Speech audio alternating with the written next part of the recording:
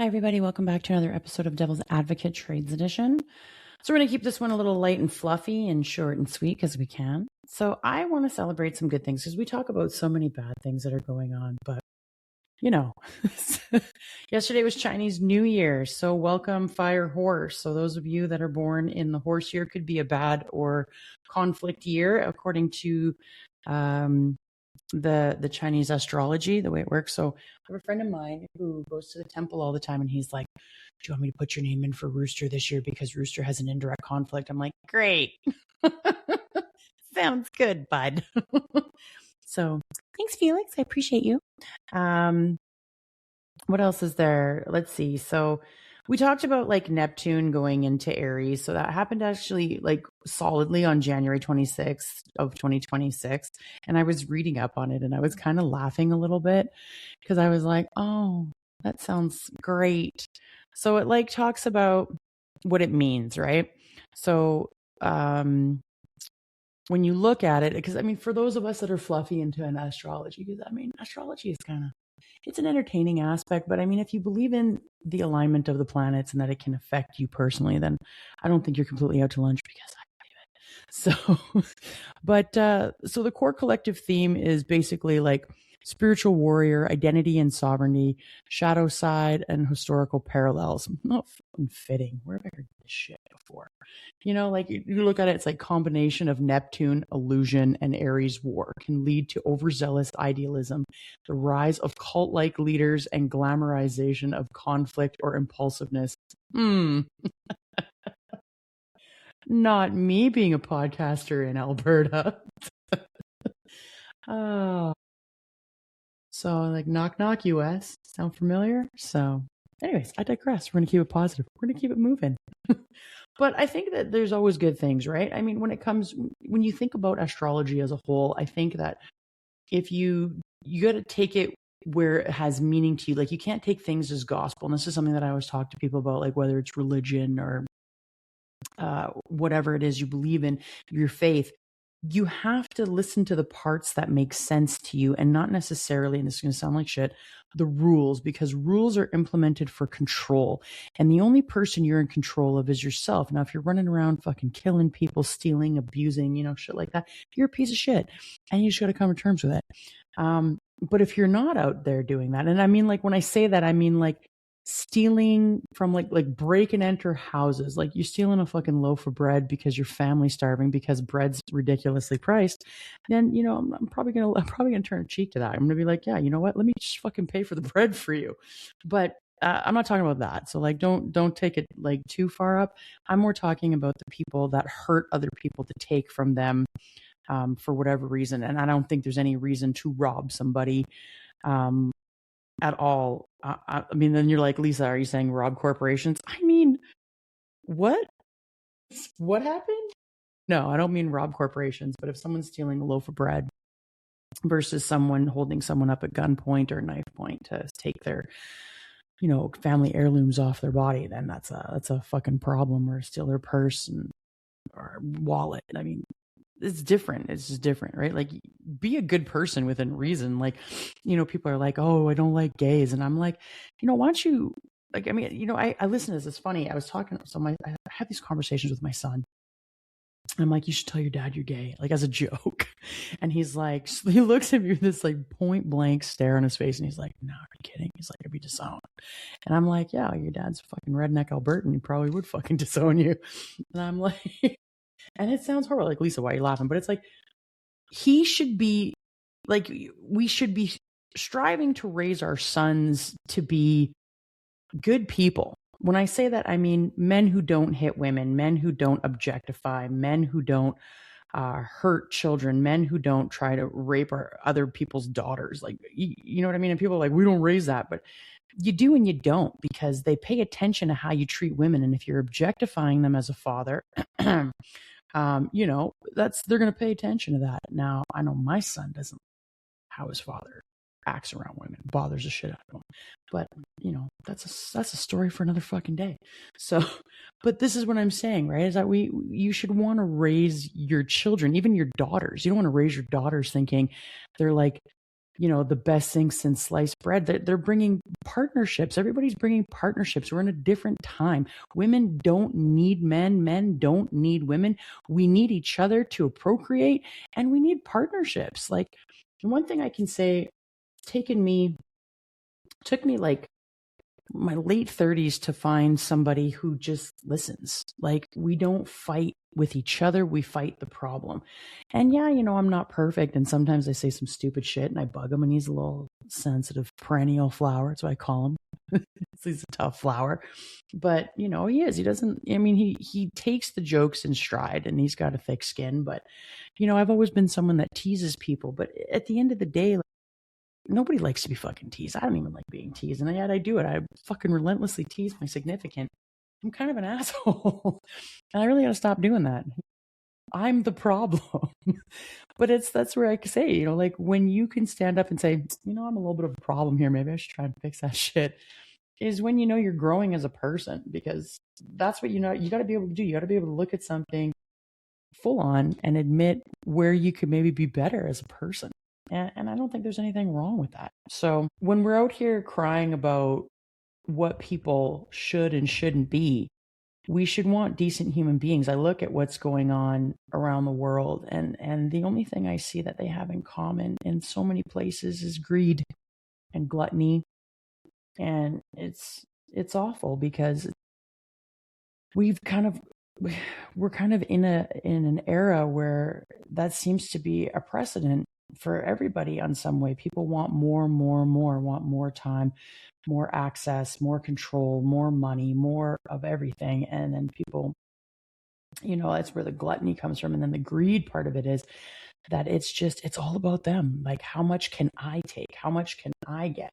And it's like, I grew up in a generation where, you understood the term dog eat dog, but this is like a fucking new level. Like, this is like chicken fighting.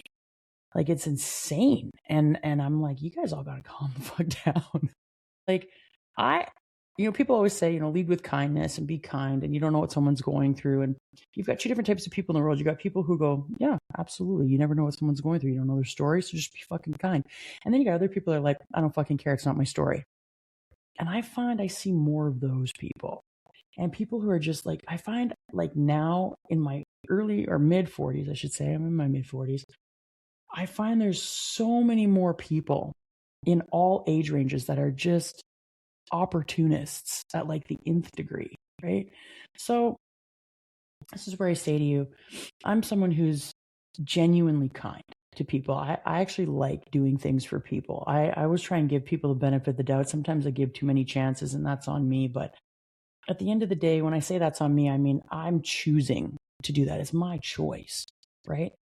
They get to tell me, their story is their story, and they get to show me who they are and what their character brings to the plate, right? So it's one of those things where I just sit there and I'm like, you're not a nice person, and that's on you. I've done all I can, and you've continuously taken and taken and taken and then shit on me. So that speaks to your character. That doesn't speak to mine. Mine shows that I'm willing to see past your bullshit and hope and believe that you are better than what you're presenting at this time.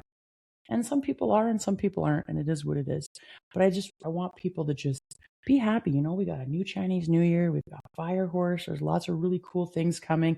People are going to start to kind of open up more in a spiritual way, release things that aren't theirs. Some people will be grossly affected by it. Some people won't really be affected by it at all, or not really pay attention to the correlation of events that come about in their life as a spiritual component. And that's okay.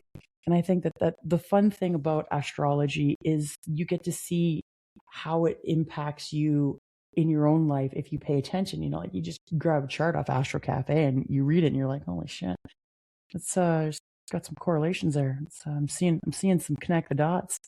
Makes you think of Pee Wee Herman. The dots, tra la la la. Anyway, dating myself at this point. I already have. You guys already know my age, but welcome to the Chinese New Year. So happy New Year to everybody for that. And don't forget, there's other people that believe the New Year actually starts, like, as in, because of the different calendars, but the actual New Year starts, this is Chinese New Year. So the actual calendar starts for everybody else that doesn't follow Chinese calendar.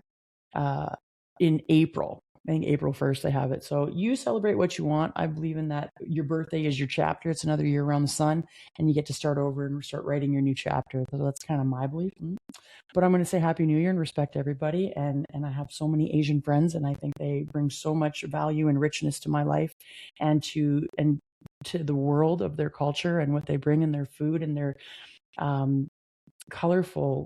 I mean, I love Asian culture. I'm being honest. Like, it is so fascinating and so rich with just how they see things, ancestry, how they pray, Buddha, everything, temples, like all of it. I love all of it. Like, I admire it. So thank you to all my Asian friends for putting up with me. I love you.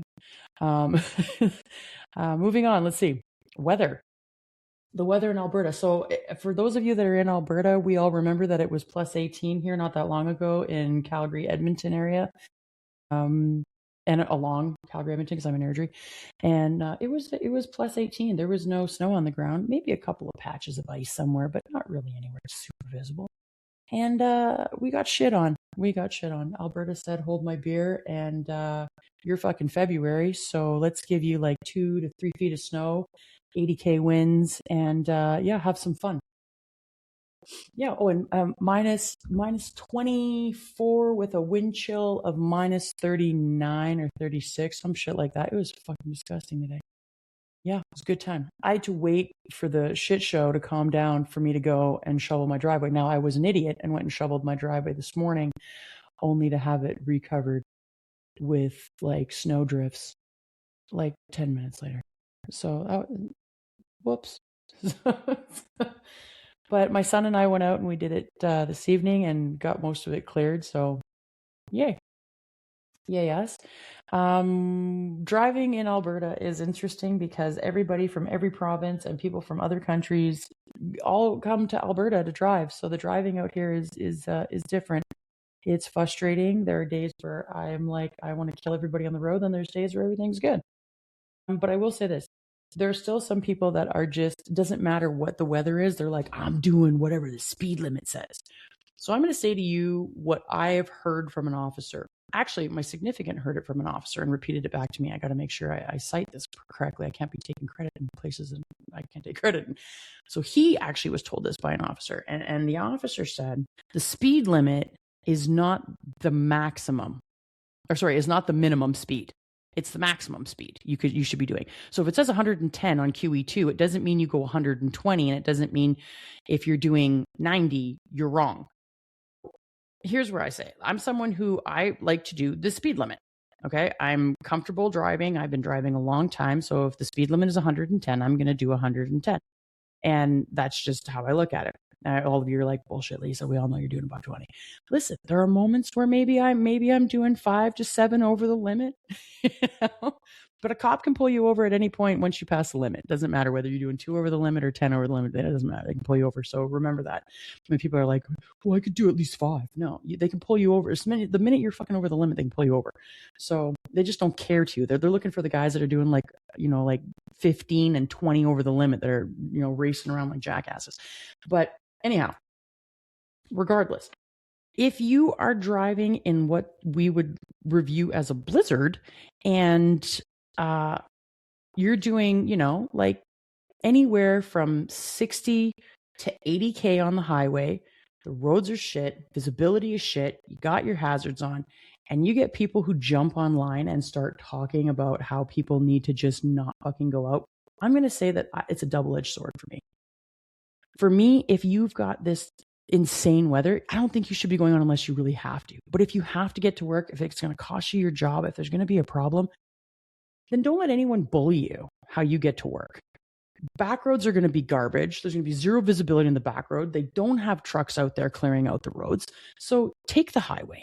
And if you're going to do, 60 in the fucking slow lane and have your hazards on, you're not a hazard because it's not conducive to the limit to be doing a $110 or to be doing 80 if you're not a good driver. I'd rather be stuck behind someone doing 60 going into the city of Calgary.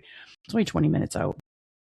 and, not be concerned about, like for me, I'm not going to ride their ass. I'm going to give them a couple car lengths. They're doing 60. It's fine. Whatever. Like, I'm not in a fucking rush, and if people that are in a rush, like there's 2 other lanes, fuck it, like go be in the fast lane.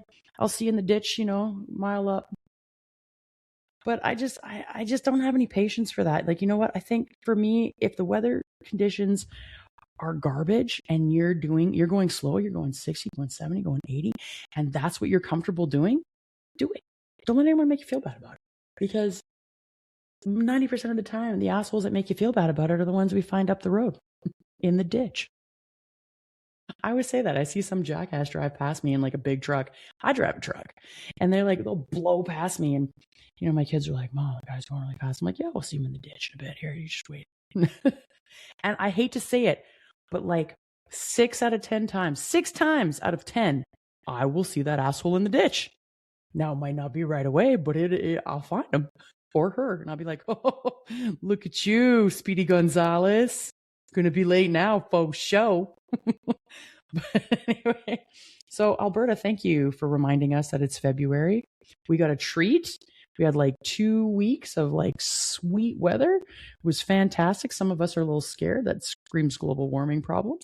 But the other part of us were just absorbing the nice weather. It was nice out. Kids were running around, riding bikes, doing their thing. It was wonderful. So thanks for reminding us it's February. That's fantastic. Okay, what's my other announcement? So this one, like I said, is going to be quick. So ACR, which is the Alberta Condo and Real Estate Conference, is happening June 12th and June 13th. I have been honored to be a part of the committee for the ACR. I also sit on the board for ACMA, which is the I can't even think, the Association of Condominium Managers of Alberta.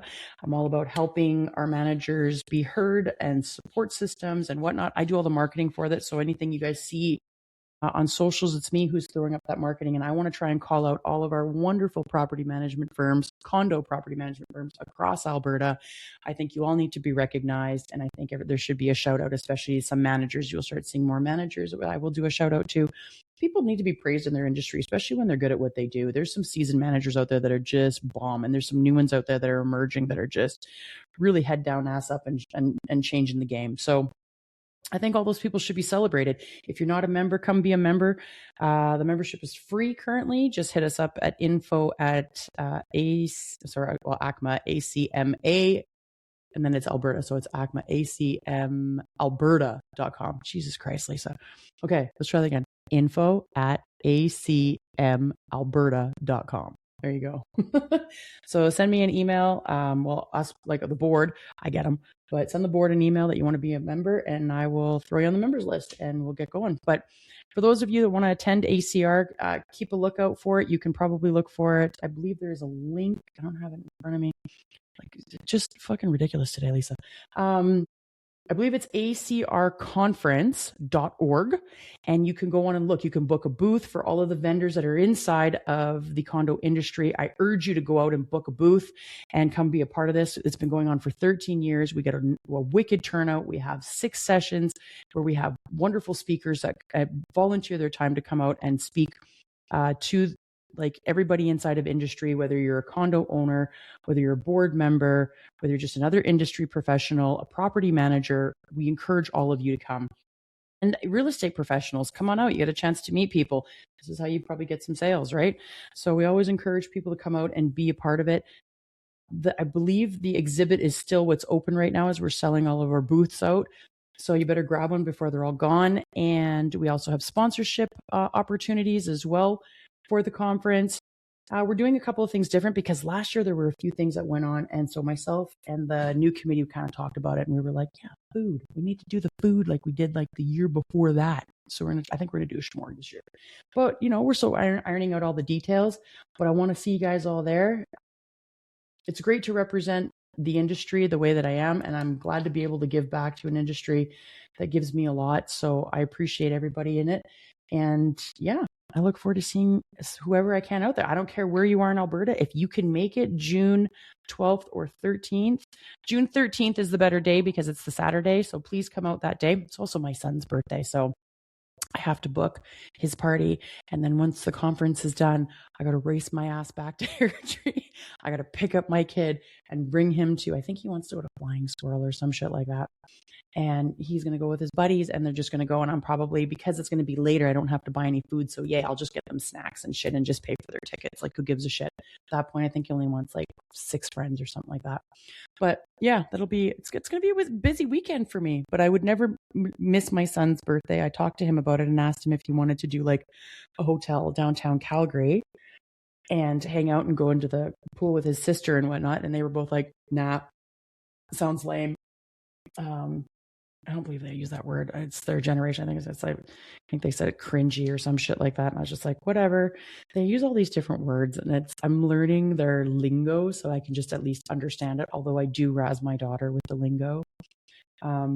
But yeah, they told me 6'7" is not a thing anymore. So thank God for that. That's done. But every once in a while, just to piss them off, I'll like scream it out in front of their friends. I'll be like 6'7", and I'll do like the hand motion and they'll be like, oh my God, you're so embarrassing. And I'm like, that's my job. My job as your mother's to embarrass you. But anyway, so hope to see you guys out at ACR, Chinese New Year. Happy New Year, everybody. And thank you, Alberta, for reminding us that we are in February. And as always, have a wonderful week and don't do anything crazy.